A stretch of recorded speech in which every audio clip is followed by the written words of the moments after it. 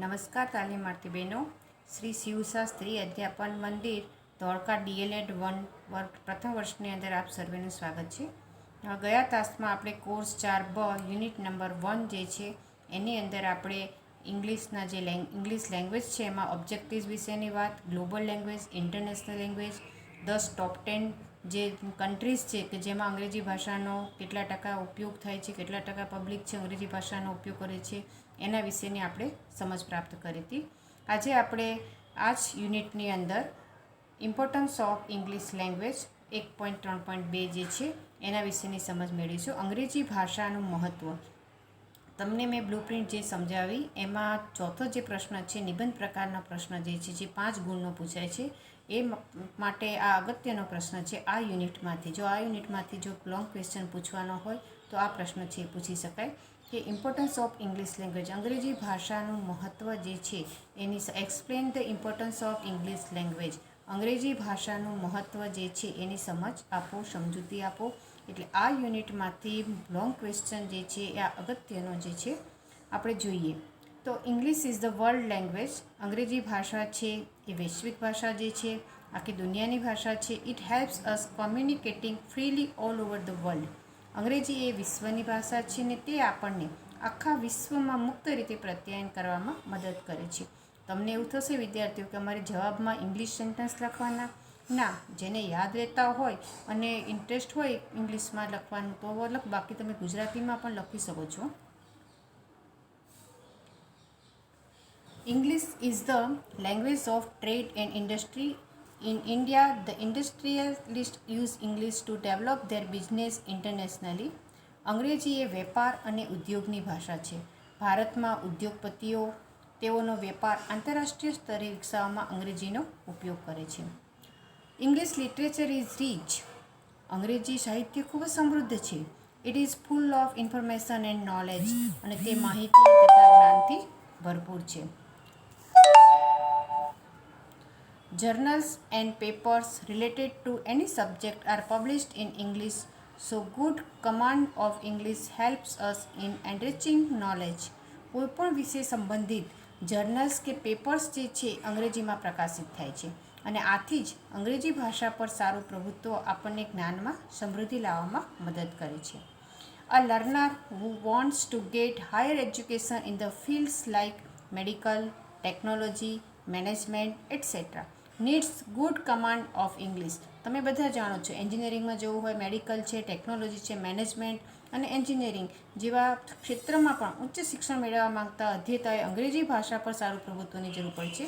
તમે જાણો છો કે આ જે બધા વિભાગ જે છે એની અંદર જે કંઈ કોર્સ જે છે, અભ્યાસ જે છે એ ભણવાનું હોય છે ઇંગ્લિશમાં જ હોય છે. English is the link language in multilingual country like India. In India, the people of different regions use many languages and they can use English as a link language. English is the link language in multilingual country like India. અંગ્રેજી ભાષા જેવા બહુભાષી રાષ્ટ્રમાં જોડતી જો ભાષા જે છે એ English છે. ભારતમાં અલગ અલગ પ્રદેશના લોકો ઘણી બધી ભાષાઓનો ઉપયોગ કરે છે અને તેઓ અંગ્રેજી ભાષાનો જોડતી ભાષા એટલે કે લિંક લેંગ્વેજ તરીકે પણ ઉપયોગ કરી શકે છે. English language is known and widely used language in everyday life and business. રોજિંદા જીવન તથા વેપારમાં પણ અંગ્રેજી ભાષા એ જાણીતી તથા બહોળા પ્રમાણમાં વપરાતી ભાષા છે. English is a language of international communication. અંગ્રેજી ભાષા છે આંતરરાષ્ટ્રીય પ્રત્યાયનની ભાષા છે. It is commonly used at airport, railway station અને તે સામાન્ય રીતે એરપોર્ટ અને રેલવે સ્ટેશન પર પણ વપરાય છે. It is also used in tourism, banking, post etcetera. તે પ્રવાસન, બેંક, પોસ્ટ વગેરેમાં પણ ઉપયોગી થાય છે. On the internet any information is easily available in English language. Internet પર કોઈ પણ માહિતી અંગ્રેજી ભાષામાં સરળતાથી ઉપલબ્ધ છે. The knowledge of English is necessary for the education in abroad. જો વિદેશમાં તમારે શિક્ષણ લેવું હોય તો વિદેશમાં શિક્ષણ માટે પણ અંગ્રેજી ભાષાનું જ્ઞાન જરૂરી છે. The knowledge of English is useful in getting employment in any country of the world. અંગ્રેજી ભાષાનું જ્ઞાન જે છે એ વિશ્વના કોઈપણ દેશમાં નોકરી, રોજગાર મેળવવા માટે ઉપયોગી છે. To study culture and civilization of other countries, the knowledge of English language is required. જો તમારે અન્ય દેશોની સંસ્કૃતિ તથા સભ્યતાનો જો અભ્યાસ કરવો હોય તો એ માટે પણ અંગ્રેજી ભાષાનું જ્ઞાન જરૂરી છે. English language is known as a library language. અંગ્રેજી ભાષા જે છે ગ્રંથાલય પુસ્તકાલયની ભાષા તરીકે જાણીતી છે.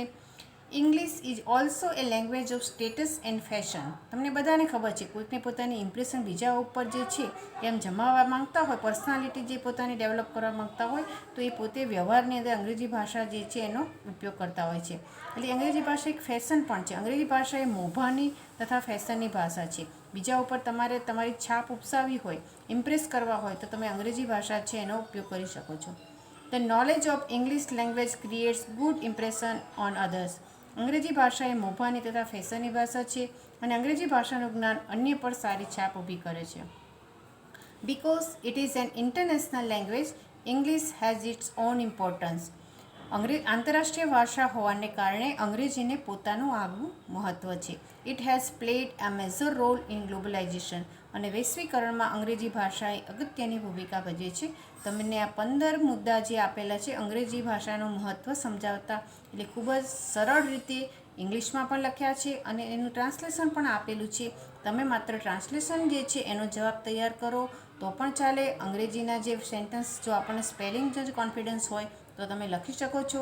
માત્ર તમે આપણે તો જવાબ ઇંગ્લિશનું જે પેપર છે હોય ઇંગ્લિશનું પેપર, પણ આપણે એનો જવાબ જે છે એ ગુજરાતીમાં લખવાના હોય છે. એટલે કોઈ વિદ્યાર્થી એવું ટેન્શન ના લે કે આમાં ઇંગ્લિશ પણ વાંચવું આપણા માટે જરૂરી છે, સમજવું જરૂરી છે. Basic skills of language learning. ભાષા અધ્યયનના પાયાના કૌશલ્ય. ભાષા શીખવાનો મુખ્ય ઉદ્દેશ પ્રત્યાયન છે. આપણે શું કામ ભાષા શીખીએ છીએ? આપણે કોઈકને આપણા એક્સપ્રેશન છે, ફિલિંગ્સ છે, એ સામેવાળી વ્યક્તિને મેસેજ જે છે પાસ કરવો હોય તેનું માધ્યમ જે છે ભાષા છે. એટલે પ્રત્યાયન કરવા માટે ભાષા જે છે ખૂબ જ જરૂરી છે. ભાષાના અધ્યયન દ્વારા વ્યક્તિ અસરકારક રીતે ભાષાને અભિવ્યક્ત કરી શકે અને તેનું મુખ્ય ધ્યેય છે ભાષા કૌશલ્યનું ક્ષેત્ર જે છે ભાષાની અભિવ્યક્તિ કરી શકે તે તેનું મુખ્ય ધ્યેય છે. ભાષા છે એ કૌશલ્યનું ક્ષેત્ર છે. શ્રવણ, કથન, વાંચન અને લેખન, એટલે ટૂંકમાં લિસનિંગ, સ્પીકિંગ, રીડિંગ અને રાઇટિંગ એના શોર્ટ ફોર્મ LSRW. L મતલબ લિસનિંગ, S મતલબ સ્પીકિંગ, R મતલબ રીડિંગ અને W મતલબ રાઇટિંગ એ ભાષાના 4 મૂળભૂત કૌશલ્યો છે. ભાષા પ્રત્યાયનનું માધ્યમ હોવાથી માતૃભાષાના 4 મૂળભૂત કૌશલ્યોનો પરસ્પર સંબંધો વાસ્તવિક જીવનમાં ચાલતા પ્રત્યાયનના સંદર્ભમાં સમજીએ તો એ ભાષા શિક્ષણનો અંતિમ ઉદ્દેશ વિદ્યાર્થીને પ્રત્યાયનમાં કુશળ બનાવવાનો હોવો જોઈએ. અને ભાષા શીખવી એટલે ભાષાના 4 કૌશલ્યો પર પ્રભુત્વ મેળવવું. આપણને માત્ર અંગ્રેજી ભાષા જે છે વાંચતા આવડે, આપણે વાંચી શકીએ ખરા, પણ જો આપણે અર્થ ન સમજી શકીએ, અર્થગ્રહણ ન કરી શકીએ તો આપણને અંગ્રેજી ભાષા આવડે છે એવું ન કહી શકાય. એટલે આપણે 4 કૌશલ્ય આપણે બરાબર અંગ્રેજી કોઈકનું બોલેલું છે એ સાંભળી શકીએ, આપણે બોલી શકીએ સ્પીકિંગ, આપણે વાંચી શકીએ અને લખી શકીએ. આ 4 સ્કિલ પર તમે પ્રભુત્વ પ્રાપ્ત કર્યું હોય ત્યારે જ એવું કહી શકાય કે તમને એ ભાષા આવડી ગઈ છે. Listening skill. બોલાતી ભાષાના સાંભળેલા અવાજો ઓળખી અર્થ સમજવાની પ્રક્રિયા એટલે શ્રવણ. ટુ લિસન એટલે ધ્યાનપૂર્વક સાંભળવું અને ટુ હિયર એટલે ભાષાના અવાજો સાંભળો. તમે બરાબર સમજજો, લિસન અને હિયર. આપ લિસનનું ગુજરાતી પણ સાંભળવાનું થાય છે અને હિયર એટલે પણ સાંભળવું, પણ બંનેમાં ડિફરન્સ છે. લિસન એટલે ધ્યાનપૂર્વકનું સાંભળવું અને હિયર એટલે માત્ર ભાષાના અવાજો સાંભળવા. પરંતુ સાંભળેલા અવાજોનું અર્થગ્રહણ કરાય ત્યારે શ્રવણની પ્રક્રિયા થઈ કહેવાય. એટલે સાંભળવું એ શ્રવણની પ્રક્રિયાનો એક ભાગ છે. અર્થયુક્ત સાંભળવું એટલે શ્રવણ. Hearing is the physiologically act through ears but listening is through the mind and the heart. આપણે સાંભળવાની હિયરિંગ છે માત્ર શું છે, આપણે શારીરિક રીતે કાનને આપણા જે અવાજ જે છે સ્પર્શે છે, પણ but listening is through the mind and the heart. પણ જે સાંભળેલું છે એ આપણા મન અને હૃદયને જે સ્પર્શે છે, સમજે છે, ત્યારે એ લિસનિંગ થયું કહેવાય. એટલે તમને પૂછાય છે કે what is the difference between hearing and listening. Hearing મતલબ માત્ર સાંભળવું, જ્યારે લિસનિંગ એટલે ધ્યાનપૂર્વકનું સાંભળવું. ઘણી વખત આપણે બહાર પક્ષીઓનો અવાજ સંભળાતો હોય, કંઈક કામ કરતા હોય અને ટીવીનો અંદર કંઈ પણ સિરિયલ આવતી હોય કે ન્યૂઝ આવતા હોય તો એ સાંભળીએ છીએ. માત્ર આપણે શબ્દો છે સાંભળતા હોય છે, આપણે સમજવાની કોશિશ નથી કરતા. પણ જ્યારે આપણે ક્લાસરૂમની અંદર કોઈ ટીચર ભણાવતા હોય છે અને સાંભળીએ છીએ તો એ આપણે ધ્યાનપૂર્વક સાંભળીએ છીએ, એનું અર્થગ્રહણ કરવાનો પ્રયત્ન કરીએ છીએ, તો એ છે લિસનિંગ. ક્યારેક આપણે રોડ પરથી પસાર થતા હોય અને વાહનોનો અવાજ આવતો હોય તો એ આપણે લિસનિંગ નથી કરતા, એ હિયરિંગ કરીએ છીએ. એ માત્ર આપણે અવાજ સાંભળીએ છીએ કે રિક્ષાનો અવાજ છે કે ટ્રેનનો અવાજ છે કે પ્લેનનો અવાજ છે, પણ એ લિસનિંગ નથી. ફક્ત સંભળાય છે, કંઈક અવાજ આવે છે, પણ જ્યારે આપણે સાંભળેલું છે એનું અર્થગ્રહણ કરીએ છીએ ત્યારે એ લિસનિંગ એટલે કે શ્રવણ થયું કહેવાય. Speaking skill. કથન કૌશલ્યનો મુખ્ય ઉદ્દેશ તો વિચાર અને લાગણીઓની અભિવ્યક્તિ છે. આપણા જીવનમાં કથન કૌશલ્યનું મહત્ત્વ ઘણું છે. દૈનિક જીવનમાં પણ અન્ય સાથેના આપણા અનુકૂલનોનો આધાર યોગ્ય સમયે યોગ્ય કથન ઉપર છે. એટલે તો કહે છે ને કે જે બોલીએ છીએ એની કિંમત છે. એટલે બોલો ત્યારે 100 વખત વિચાર કરીને બોલવું જોઈએ. એટલે કથન દ્વારા જે છે તમે સામેની વ્યક્તિ જે છે એને તમારે જો કન્વિન્સ કરવી હોય તો એ તમારું જે કથન કૌશલ્ય ઉપર તમારું પ્રભુત્વ હોય, તમારા જે શબ્દનો પ્રયોગ કરો છો એ જે અફેક્ટિવ હોય તો સામેની વ્યક્તિ જે છે એને અસર કરી શકે છે. વિદ્યાર્થીઓ કથન ઉપર પ્રભુત્વ પ્રાપ્ત કરે તેના માટે શિક્ષકે મૌખિક અને શ્રવણ કૌશલ્યના વિકાસ પર વધુ ધ્યાન આપી તે માટેની વ્યૂહરચનાનો વર્ગખંડમાં ઉપયોગ કરવો જોઈએ. એટલે જુદી જુદી ટેકનિક્સનો જે છે એનો ઉપયોગ કરવો જોઈએ, જેથી કરીને વિદ્યાર્થીઓનું શ્રવણ અને કથન કૌશલ્ય બંને વિકસી શકશે. મૌખિક કાર્ય એ કથન કૌશલ્યના શિક્ષણનું પ્રથમ પગથિયું છે, જેના દ્વારા શીખનાર કથન કૌશલ્યની કળા પ્રાપ્ત કરી શકે છે. જે વ્યક્તિના વિકાસનું પણ વ્યક્તિત્વના વિકાસનું પણ એક મહત્ત્વનું પાસું કથન ગણાય છે. ઘણી વખત કોઈ વ્યક્તિ એવું કહેતા હોય છે કે મને બેન બધું જ આવડે છે, હું લખી શકું ખરા પણ હું બોલી નથી શકતા. તો એનું કારણ શું? એ કથન કૌશલ્ય વિકસ્યું ના હોય. ઘણી વખત કોઈ પ્રોગ્રામ જે છે એનું એન્કરિંગ કરવાનું કહ્યું હોય તો ઘણો હોશિયાર વિદ્યાર્થીઓ આમ 97% આવેલા હોય 10મામાં છે કે 12મામાં છે, પણ ત્યાં સ્ટેજની ઉપર બોલવાનું થયું હોય તો એ બોલી ના શકે. જ્ઞાન હોય તો એ જે છે કથનની અભિવ્યક્તિ જે છે એ પણ આ વિદ્યાર્થીઓની વિકસાવવી જોઈએ અને જુદી જુદી ટેકનિક્સનો જે છે શિક્ષકે ઉપયોગ કરવો જોઈએ. Reading is a process of thinking. અહીંયા વાંચન જે છે એ એક વિચારની પ્રક્રિયા છે. According to E.L. Thorndike, reading is a process of reasoning. વાંચન એ સંજ્ઞા અને પ્રતીકોને ધ્વનિમાં રૂપાંતરિત કરીને સમજવાની પ્રક્રિયા છે. ઘણી વખત આપણે એમને ઇંગ્લિશનું લખાણ વાંચી શકીએ છીએ ખરા, ન્યૂઝપેપર ઇંગ્લિશનું વાંચતા હોય, પણ પછી આપણને પૂછે કે આમાં શું કહેવા માંગે છે તો આપણને ના સમજાતું હોય. કે વાંચન જે છે એ શું છે? સંજ્ઞા અને પ્રતીકોનું ધ્વનિમાં રૂપાંતર. તમે બોલીને જે કંઈ લખાણ છે ફકરો છે વાંચી જાઓ છો. લખેલા શબ્દો કે ભાષાના ધ્વનિઓના દ્રશ્ય સંકેતો ઓળખીને તેમનો અર્થ સમજવાની પ્રક્રિયા એટલે વાંચન.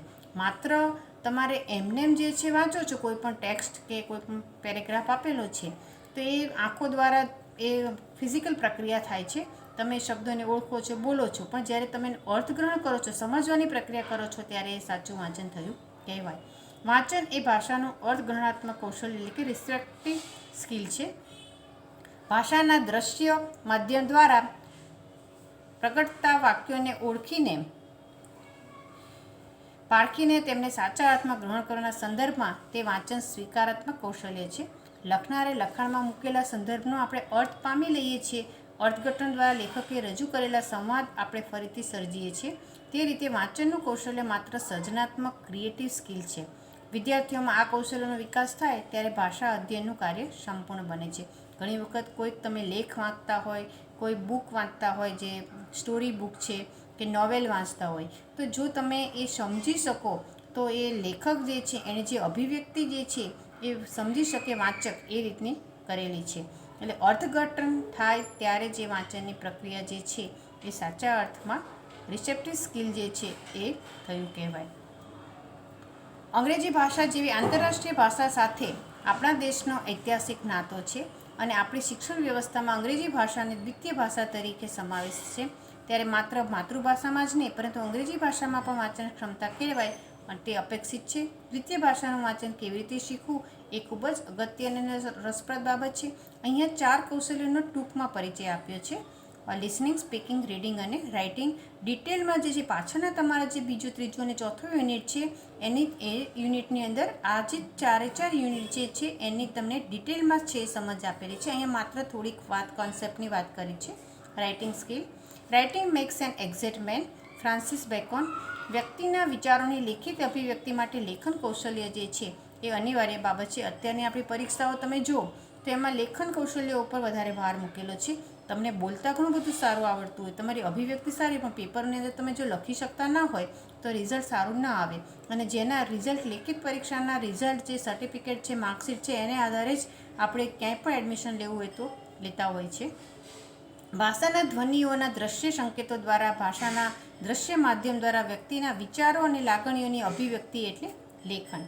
લેખન કૌશલ્યમાં પણ શરીર, વૈજ્ઞાનિક, ભૌતિક, મનોવૈજ્ઞાનિક એવા 2 પાસાનો સમાવેશ થાય છે. લેખન પ્રક્રિયા દરમિયાન લેખનના સાધન, હાથ, આંગળીઓ વગેરે જે છે, શારીરિક અવયવો જે છે એ દ્વારા કાગળ વગેરે પર ભાષાનો દ્રશ્ય સંકેતો જે છે રચાય છે. અને આ પ્રક્રિયા શારીરિક, ભૌતિક છે. મગજ પણ કામ કરે છે અને હાથ પણ કામ કરે છે. હાથથી પણ તમારા સ્નાયુની મદદથી આંગળીઓ જે છે અને લેખનના જે સાધનો છે, પેન છે, નોટ છે, એનો ઉપયોગ કરીને આપણે લખતા હોય છે. પરંતુ લેખન કૌશલ્ય માટે આટલું પૂરતું નથી. એ ઉપરાંત દ્રશ્ય સંકેતો દ્વારા વિચારો અને લાગણીઓની અભિવ્યક્તિ થાય છે અને તે મનોવૈજ્ઞાનિક પાસું છે.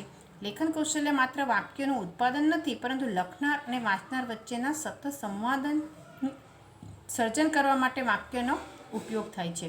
દરેક વાક્ય એ સંવાદના અર્થપૂર્ણ ભાગરૂપે મૂલ્ય ધરાવે છે અને લેખન કૌશલ્યના આ પાસાની રચનાને કમ્પોઝિંગ કહી શકાય છે. આપણે આજના પીરિયડમાં તમને 4 જે લિસનિંગ, સ્પીકિંગ, રીડિંગ અને રાઇટિંગની થોડી સમજ આ યુનિટમાં મૂકી છે. એ ઉપરાંત ખૂબ જ અગત્યનો મેં તમને અગાઉ પણ વાત કરી કે ઇમ્પોર્ટન્સ ઓફ ઇંગ્લિશ લેંગ્વેજ જે છે એ પ્રશ્નનો જવાબ તમારે અવશ્ય તૈયાર કરી નાખવાનો અને લોંગ ક્વેશ્ચન માટે વેરી ઇમ્પોર્ટન્ટ ક્વેશ્ચન જે છે. હવે પછીના યુનિટની અંદર આપણે importance of English in communication media અને ઇન્ટરનેટની અંદર આપણે કઈ રીતે ઉપયોગ થાય છે અને ક્યાં એનું મહત્ત્વ છે એના વિશેની સમજ પ્રાપ્ત કરીશું.